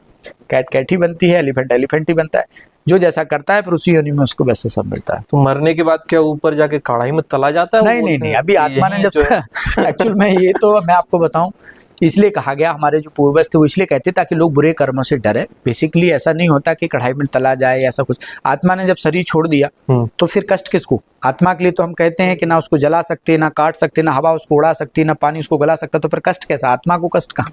माने आत्मा को आप जब जला नहीं सकते, काट नहीं सकते, उड़ा नहीं सकते, तो फिर कष्ट कहाँ? शरीर आपने यहाँ छोड़ दिया, शरीर आपका यहाँ जल ही गया। तो शरीर छोड़ने के बाद कष्ट नहीं। हाँ, लेकिन आत्मा कभी किसी की मरती नहीं है। आपने जो कुछ भी कर्म किए हैं वो आत्मा में ही संचित होते हैं। अगर हम अपनी निर्धारित समय पे हमारी डेथ होती है, जो हमारा एक समय है, तो आत्मा दूसरा जन्म ले लेती है। अगर उससे पहले कोई लोग गलत तरीके से चले जाते हैं तो उनकी आत्मा उतने टाइम तक फिर भटकती रहती है, फिर जब तक उनकी एक्चुअल डेथ आती है तब उनको नया शरीर मिलता है। और नया शरीर मिलता है बोलते हैं अकाल मृत्यु। हाँ, अकाल मृत्यु, बिल्कुल ठीक कही है आपने बात। तो फिर जब आत्माएं नया शरीर लेती हैं तो पास्ट में जो चीजें छोड़ करके गए थे वही उनके साथ वहां शुरू हो जाती है। इसलिए कहते हैं श्रेष्ठ कर्म करना चाहिए, कोई देखे या ना देखे। अगर आपका किसी के साथ कार्मिक अकाउंट है और आपने शरीर छोड़ दिया तो वो कार्मिक अकाउंट ड्यू रहेगा, वो अगली जन्म में वो भी आएगा आपके साथ इर्द गिर्द, कहीं ना कोई संबंधी के रूप में आपको मिलेगा। कई बार ऐसे होता है, कहते साहब यार उसने उसके साथ बड़ा अच्छा नहीं किया, उसने उसके, एक्चुअल में ये कार्मिक अकाउंट पास्ट का चल रहा होता है जो क्लियर नहीं हुआ होता है, इसलिए ऐसा होता है। ये कर्म फिलॉसफी के हिसाब से सारी चीजें चलती हैं, मतलब कोई छूट नहीं सकता। आप श्रेष्ठ कर्म करो तो आपके साथ श्रेष्ठ होगा, कोई इसमें दो राय नहीं। अगर आप बुरा करेंगे तो उसका हिसाब भी आपको ही देना पड़ेगा, इसमें कोई दो राय नहीं। इसलिए हमेशा अच्छा कर्म करना चाहिए। तो आज एक बात और निकल के आती है कि जो विकल्प बहुत ज्यादा हो गए, कि आप अगर होटल जाते हैं तो वहां देख लें पिज्जा अलग है, बर्गर है ना, फिंगर चिप्स हैं, कई चीजें हैं, समोसे खा लो आप। कपड़ों में आए पहनने पर तो पहनने के लिए अलग अलग चीजें हैं, कोई शर्ट पहन रहा है, कोई टी शर्ट पहन रहा है, कोई सूट पहन रहा है, अलग अलग विकल्प आ गए। और फिर मनुष्य की बात कर लें, अगर हम रिलेशनशिप में भी विकल्प बहुत आ गए। अगर शादी नहीं चल रही है तो छोड़ दो, डिवोर्स ले लो। आजकल डिवोर्स के केसेस कितने बढ़ गए, किस तरीके से देखते हैं? देखो, बिल्कुल आपने सही कहा। आप कितने भी रिश्ते नाते संबंध बदल लीजिए, सुकून आपको तभी होगा जब आप अपने आप को बदलेंगे। लोगों को बदलने से सुकून नहीं होता है, आपको खुद को बदलना पड़ेगा। एक्चुअल में आपने वो एक कहावत सुनी होगी ना कि वो धूल जो है ग्लास पे थी और वो जो है समझ रहा था कि सब कुछ धुंधला है, ग्लास साफ हो गया तो सब साफ नजर आने लग गया। तो यही चीज अपने को देखनी पड़ेगी जीवन में कि आपको स्वयं को बदलना है। ऐसा नहीं है कि अगर रिलेशनशिप में कहीं आपको ऐसा लग रहा है कि जो शादी है वो अच्छी नहीं चल रही, या फिर हम दूसरे के साथ इसको छोड़ देंगे, दूसरे के साथ तो शायद अच्छा हो जाए, ऐसा जरूरी नहीं है। अगर आपका स्वभाव संस्कार वैसा ही रहा तो आप सबके साथ वैसा ही होगा और वैसी चीजें चलती रहेंगी। आपको खुद को बदलना पड़ेगा, खुद को एडजस्ट करना पड़ेगा, खुद को अपने अंदर मूल्यों को, आध्यात्मिक मूल्यों को, व्यवहारिक मूल्यों को, जीवन के जो उपयोगी मूल्य हैं उनको जीवन में लाना पड़ेगा, तो आप सबके साथ एडजस्ट हो सकते हैं, है ना। कोई रेयर केस होते हैं कहीं कहीं जहाँ स्थितियाँ ऐसी बनती हैं, लेकिन अगर आपने खुद को बदल लिया, खुद को एक अच्छे सिद्धांतों के साथ आप चलाते हैं, तो मुझे नहीं लगता कि आपको संबंध बदलने की ज़रूरत है या फिर छोड़ने की। आज जो आपने बात कही, डिवोर्स के केस बहुत हो रहा है, उसके पीछे का कारण ये है कि वो संस्कार ही बच्चों को नहीं मिल रहे हैं एक्चुअल में जो पहले मिलते थे। और उसके कारण क्या हो रहा है कि टकरार हो रही है, एक दूसरे को कोई एडजस्ट नहीं कर रहा है, एक दूसरे को नीचा दिखाने में लगे, एक दूसरे की बात को समझ नहीं रहा है, छोटी छोटी बातों पर ईगो आ जाता है। एक दूसरे के साथ एडजस्ट करके चलेंगे तो जीवन यात्रा अच्छे से चलेगी। हाँ, अगर कोई आपको इश्यू है तो आप लोगों के बीच में बैठ के उसका समाधान निकालें, लेकिन इसका मतलब ये तो नहीं है कि भाई डिवोर्स का समाधान है कि भैया ठीक है दूसरा विकल्प है। तो इसकी क्या गारंटी है कि वहां भी आप खुश रहेंगे? बताइए, आप क्या गारंटी है? वहां भी मान लो ऐसा ही है तो उसको फिर छोड़ के फिर तीसरा करेंगे क्या? सही बात। तो उसमें सुकून नहीं है। सुकून जो है वो आपको अपने आप में जब आप बदल लेंगे, अपने पे आप काम करेंगे, तो आप किसी के साथ भी एडजस्ट हो सकते हैं। बताते कि 3 चीजें निर्धारित रहती हैं पहले से, जन्म, मरण और शादी। क्या सच है? देखिए, जन्म और मृत्यु तो सच है, बाकी इस बीच में आप क्या कर्म करते हैं उसके आधार पर तय है। जन्म और मृत्यु ये 2 चीजें हैं। जैसे कोई व्यक्ति कहीं यात्रा में जाता है तो जाने की टिकट और आने की टिकट तो उसकी होती है, पर उस यात्रा को उसको कितनी करनी है, कितनी नहीं करनी है, कैसे करनी है, उसके ऊपर निर्भर करता है। तो 2 चीजें फिक्स हैं, जन्म और मृत्यु। बाकी जो तीसरी चीज आपने कही उसमें बहुत सारी चीजें हैं, कईयों की शादी होती है, कईयों की नहीं भी होती है। तो वो सब उसमें उसके कर्मों पर डिपेंड करती हैं, उसके संपर्क संबंध पर डिपेंड करती हैं कि उसकी कार्यशैली किस तरह की, उस पर डिपेंड करती है। 2 लेकिन तय। इस तरीके से तो फिर एस्ट्रोलॉजी जो है वो अपना वो झूठी पड़ जाएगी। नहीं, वो झूठी नहीं है, ऐसा नहीं है। क्योंकि उसमें बता देते हैं, अगर आपकी दृष्टि है, अगर जैसे अगर कोई व्यक्ति आपको बता रहा है कि आने वाले 1 महीने में आपके साथ ये हो जाएगा, इस तरह की घटना घटेगी, अब बता तो तब रहा है जो पहले से निर्धारित है, क्योंकि देख तभी पाएगा ना सामने वाला जब वो चीज पहले से निर्धारित होगी। यहाँ पे मैं एक चीज आपको बताना चाहूंगा। एक्चुअल में हम कहते हैं ना, as you think so shall you become. आप जैसा सोचते हैं वैसा आप बनते हैं। आप जैसा आपको थॉट दे दिया जाता है, उस थॉट पे काम करने लगते हैं और वैसी घटनाएं घटने लग जाती हैं। एस्ट्रोलॉजी अपनी जगह पे सही है, लेकिन हम जो बोल रहे हैं कि थिंकिंग का बहुत बड़ा रोल है। आप जो सोचते हैं वही आपके जीवन में होता है। अगर कोई थॉट मैं आपको दे दूं कि ऐसा होने वाला है, तो आप वैसे ही सोचेंगे और वैसे ही होने लग जाएगा। तो सोच का बहुत बड़ा रोल है। अगर आप उस घटना पे नहीं सोचेंगे तो कुछ भी ऐसा नहीं होगा आपके साथ जैसा आप सोच रहे हैं। तो सोच का उसमें बहुत बड़ा रोल है। आप मेरे पास आए, आपको लगता है कि आप मेरे पास आकर आपको सुकून मिलेगा, तो सुकून मिलेगा क्योंकि आपका मेरे पर ट्रस्ट है। पर अगर आपको लगता है कि मेरे पास सुकून नहीं है, तो भले मेरे पास बैठे रहो, मैं कितनी भी अच्छी बातें बनाऊं, आपको सुकून नहीं मिलेगा क्योंकि ट्रस्ट नहीं है। तो सारा खेल थिंकिंग का है। आपका जहाँ ट्रस्ट होता है, हम कहीं पर्टिकुलर किसी विशेष जगह जाते हैं, हम कहते हैं वहाँ जाके बड़ा सुकून मिलता है क्योंकि मेरी मान्यता वैसी बनी हुई है। तो मैं वैसा सोचना स्टार्ट करता हूँ कि मैं वहाँ पहुँच जाऊँगा, अब मैं सुकून में रहूँगा, तो सुकून मिलता है। लेकिन अगर आपकी मान्यता में, आपकी थिंकिंग में अगर वो चीज़ नहीं है कि वहाँ पहुँच के सुकून मिल रहा है, तो सुकून नहीं मिलेगा। सुकून नहीं मिल रहा है तो नहीं मिलेगा। तो ये आपकी सोच पर भी निर्भर करता है, आप जैसा सोचोगे वैसा बन जाएगा। एक सवाल और निकल के आता है कि आपके आश्रम में खाना जो बनता है ना, बड़ा स्वादिष्ट रहता है, मैंने भी खाया है 2-3 बार। तो किस तरीके से बनाते हैं? कोई अलग विधि रहती है या रेसिपी अलग रहती है? एक्चुअल में भोजन की विधि तो सबकी एक जैसी ही है। हाँ। पर चूंकि आश्रम है, यहाँ वो भोजन नहीं प्रसाद बन जाता है। और जब कोई प्रसाद की रीति से बनाते हैं तो स्वाभाविक है, प्रसाद तो कहीं का भी खाओगे तो अच्छा लगेगा। तो यहाँ पर जो लोग भोजन बनाने वाले हैं, बेसिकली वो सब ध्यान और योग करते हैं, मेडिटेशन करते हैं, उसके बाद ही भोजन को तैयार करते हैं और फिर भगवान को भोग लगता है, फिर हम सब प्रसाद खाते हैं। तो उस भोजन को हम लोग प्रसाद के रूप में ग्रहण करते हैं, इसलिए वो स्वादिष्ट होता है। भगवान को अर्पण किया हुआ प्रसाद है, इसलिए टेस्टी लगता है और कुछ नहीं। क्या मेडिटेशन करने के बाद भोजन बनता जो भोजन बनता है वो ज्यादा स्वादिष्ट रहता है या गुस्से में भोजन बनाए तो वो कुछ अलग रहेगा? देखिए, अन्न का हमारे मन पर 100% असर पड़ता है। भोजन बनाने वाला यदि गुस्सा कर रहा है या टेंशन कर रहा है, तो आप निश्चित मानिए कि खाने वालों पर उसका असर पड़ेगा। और भोजन बनाने वाला शांत मन से प्रभु की याद में, ईश्वर की याद में बना रहा है, तो उस भोजन में अलग ही पावर आएगी। फर्क तो पड़ता है। अगर भोजन बनाने वाला टेंशन में है, या भोजन बनाने वाला चिल्ला रहा है, या भोजन बनाने वाला कुछ और चीज़ें कर रहा है, तो भोजन का असर जो है हमारे मन पर पड़ता है। बनाने वाले का असर भोजन पे पड़ता है और खाने वाले का असर भोजन से खाने वाले पे पड़ता है। तो इसलिए कहते हैं जैसा अन्न वैसा मन। अन्न का हमारे मन पर 100% असर पड़ता है, इसलिए भोजन शुद्ध। उगाने से भी होता है क्या? उगाने वाला का भी असर होता है उसमें? बिल्कुल होता है, क्यों नहीं होता है। इसीलिए आजकल हम लोग एक शाश्वत यौगिक, जैविक यौगिक खेती चला रहे हैं। उसमें हम लोग मेडिटेशन करते हैं और फसल को वाइब्रेशन देते हैं। आजकल कई सारे यूनिवर्सिटी के साथ में जो है हमारे लोग मिले हुए हैं। किस तरीके से थोड़ा बताएं? शाश्वत यौगिक खेती माने पेड़ पौधों को जो है एक तो जैविक खाद का उसमें प्रयोग करते हैं, रासायनिक खाद का प्रयोग नहीं करते। और पेड़ पौधों के पास बैठ करके जो फसल बीज होता है, उस बीज को चार्ज करते हैं और जब खेत में डालते हैं, और खेत में डालने के बाद जब वो अंकुरित होते हैं, तो उन पौधों को भी सकाश देने जाते हैं, मेडिटेशन करने जाते हैं, उनको भी अच्छे अच्छे वाइब्रेशन देते हैं। तो निश्चित तौर पर पैदावार में भी वृद्धि। वो कैसे पॉसिबल होता होगा? क्योंकि अगर आप 10 बीघे में खेती कर रहे हैं जी, तो आप 10 बीघे के जो पौधे हैं उसमें कई लाखों पौधे नहीं तो पर एक जगह बैठ करके किया जा सकता है ना। पूरे हर एक पौधे के पास जाने की आवश्यकता नहीं, उनको छूना थोड़ी है। वो तो खेत के एक कोने पर बैठ जाओ, 2, 4, 6, 10, 15 लोग गए, मेडिटेशन किया और उनको पॉजिटिव वाइब्रेशन दिए। पेड़ पौधों को भी पॉजिटिव वाइब्रेशन देते हैं, पौधों को देते हैं, तो उसमें फर्क पड़ता है। और जैविक जो है खाद का प्रयोग करते हैं। कितना अंतर पाया? बहुत पैदावार भी, यस, उपज भी ज्यादा होती है और भोजन भी टेस्ट, वो जो है आपका जो अन्न उपजा हुआ अन्न होता है वो भी बड़ा अच्छा होता है।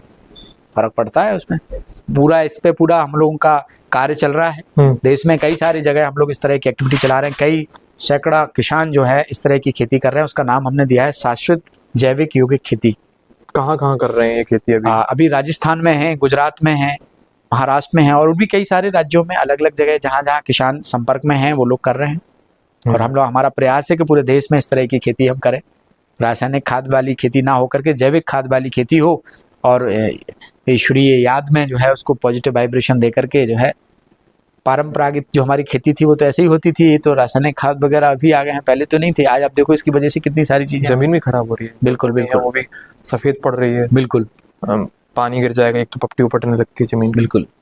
जैसे हमारे वहाँ पर भी खेती है, तो हमारे फादर भी मेडिटेशन करते हैं, पौधों को सकाश देते हैं, गुड वाइब्रेशन देते हैं, है ना। वहाँ पे परमात्मा का झंडा लगा के रखते हैं। अच्छा। हाँ, हालांकि वो अभी पूरी तरह से जैविक नहीं कर पा रहे हैं, लेकिन धीरे धीरे उस पर शिफ्ट करने के प्लानिंग में है। लेकिन वो चीज जब होती होगी, जैसे गांव का माहौल, तो आप समझिए लोग, क्योंकि नई चीज जब होती है तो वो क्या तिरस्कार बहुत आता है। हाँ, क्या अरे क्या कर रहे हैं। बिल्कुल। तो जब पापा ने शुरुआत में किया होगा पिताजी ने आपके? नहीं, पर अभी उन्होंने पूरी तरह से नहीं किया, क्योंकि वो अभी उसको सीख रहे हैं, समझ रहे हैं। लेकिन आने वाले टाइम में वो पूरी तरह से उस रीति से करेंगे। अभी तो वो दोनों को मिक्सअप करके करते हैं मेरे फादर। बाकी हमारे संस्थान का जो हेडक्वार्टर है माउंट आबू, इस पे पूरा कई सारी जो कृषि विश्वविद्यालय हैं उनके साथ टाई अप करके हम लोग काम कर रहे हैं। कई सारे साइंटिस्ट उसमें काम कर रहे हैं और बाकायदा पूरा रिसर्च बेस्ड पूरी जो है वो खेती हमारी चल रही है। कई सारी एग्जीबिशन हम लोग लगाते हैं, किसानों को अवेयर करते हैं, जागरूक करते हैं, बताते हैं।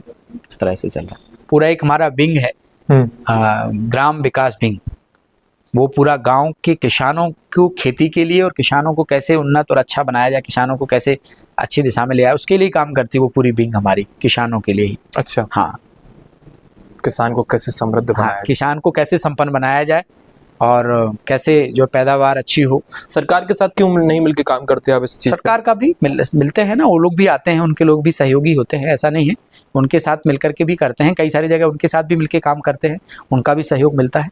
कई जगह कई स्टेट में मिला हुआ है, उनके साथ मिलकर कई कैंपेन चलाते हैं हम लोग, कई सारे अभियान चलाते हैं। बिल्कुल। अब लास्ट क्वेश्चन मेरा ये है कि अगर किसी व्यक्ति को आपके इस जो ब्रह्म कुमारी ईश्वरीय विश्वविद्यालय है इससे जुड़ना है तो क्या कुछ चीज़ें करनी पड़ेंगी, उसे कैसे जुड़ सकता है वो? कोई भी व्यक्ति संस्थान से जुड़ना चाहे तो वो सहज रीति से जुड़ सकता है। यहाँ जब आता है तो हम लोगों का एक बेसिक कोर्स होता है मेडिटेशन का, 3 दिन का, 5 दिन का या 7 दिन का, 1 घंटे का समय होता है। उसमें हम उसको बेसिक जानकारियाँ देते हैं, सेल्फ के बारे में, सुप्रीम सोल के बारे में, वर्ल्ड ड्रामा के बारे में, और वो सब चीज़ जब वो सीख लेता है तो जुड़ जाए। उसके लिए कोई मेंबरशिप शुल्क नहीं है, कोई अलग से ऐसा उसका कोई रजिस्ट्रेशन नहीं है। वो आता है 3 दिन, 5 दिन या 7 दिन का मेडिटेशन कोर्स करता है तो पूरी दुनिया में किसी भी केंद्र पे जाकर के फिर क्लास कर सकता है। अच्छा, हाँ, तो बिल्कुल निःशुल्क है? निःशुल्क है, कोई चार्जेबल नहीं है। बड़ा अच्छा लगा आपसे बात करके जी। सभी को कहना चाहूँगा कि ऐसे आश्रमों से जुड़ना चाहिए और मेडिटेशन सीखना चाहिए। अगर आप मेडिटेशन करते हैं तो आप अपने आसपास के लोगों को बिल्कुल पॉजिटिव एनर्जी से भर सकते हैं और आपके आसपास की जो चीज़ें गतिविधियाँ होंगी वो बिल्कुल पॉजिटिव रहेंगी। सारी चीज़ें पॉजिटिव रहेंगी तो आपका जीवन भी अच्छा रहेगा। हमारे साथ जुड़े रहिए, हम ऐसे ही लोगों को आपके साथ लेके आते रहेंगे पास और उनसे बात करते रहेंगे। नमस्कार।